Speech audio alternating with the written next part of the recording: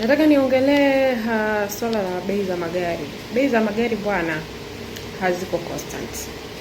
Na haziko constant kwa maana ya mtu anakuja na idea kwamba najua ST ni milioni 16. Lakini katika hizo ST zinatofautiana miaka. Kuna ST kuanzia mwaka 2002 mpaka 2007. Alafu kuna za 2008 kwenda juu. So bei zake haziwezi zikalingana. Kuna IST zina features tofauti. Na maana unakuta kuna IST show zake za mbele ziko tofauti. Kuna IST zina rangi tofauti. So sometimes kwa sababu ya tofauti ya rangi pia bei zinatofautiana. Lakini pia kuna IST na rim, nyingine iko na sport rims, nyingine iko na wheel cap. Bei zake lazima ziwe tofauti. So unaweza kukuta sehemu nyingine wakakuzia IST milioni 16.5, sehemu nyingine wakakuzia milioni 17.5, na sehemu nyingine wakakuzia milioni 18, sehemu nyingine milioni 19 mpaka milioni 20.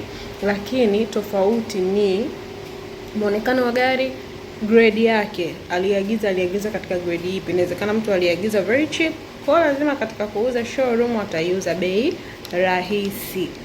So bei za gari zinatofautiana kulingana na grade ya gari ambayo mtu aliagizia. Manake pia kule Japani wakati anaagiza alipata kwa shilingi ngapi, kwa sababu kuna mtu anaweza kawa alipata IST ya $3,000, mwingine akapata IST ya $4,000. Kwa hiyo lazima akiileta hapa atauza tofauti. Lakini pia tukumbuke hawa watu wa showroom wamewekeza pesa yao. Mtu kawekeza milioni 15 yake, kaagiza gari kaileta hapa. Usifikiri ataiuza sawa sawa na bei ya kule alikonunulia au gharama zote za yeye kuagiza. So bei lazima ziwe tofauti.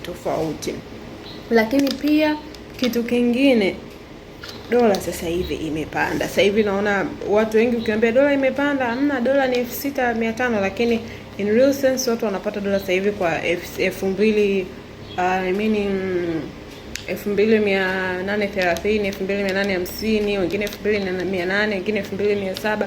So kila mtu na bei yake na rate of exchange ambayo utaipata siku hiyo unayohitaji pesa.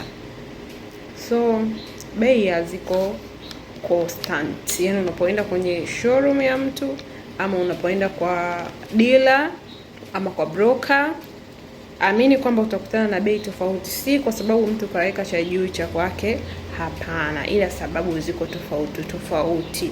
Kila mtu na bei yake kulingana na vile. Mwingine kaagiza gari moja, lakini mwingine aliingiza gari 20. Aliagiza gari 20 lazima ameagiza kwa bei ya chini kidogo kuliko yule aliyekuwa ameagiza gari moja. So lazima bei zitofautiane. Bei ziko tofauti, na mimi ninakuahidi nitakuletea gari za showroom ambazo ziko katika bei ambayo ni very reasonable. Soon tutakuwa tuna project yetu nzuri mno ambayo itakupa experience ya kila mtu na bei yake katika showroom yake.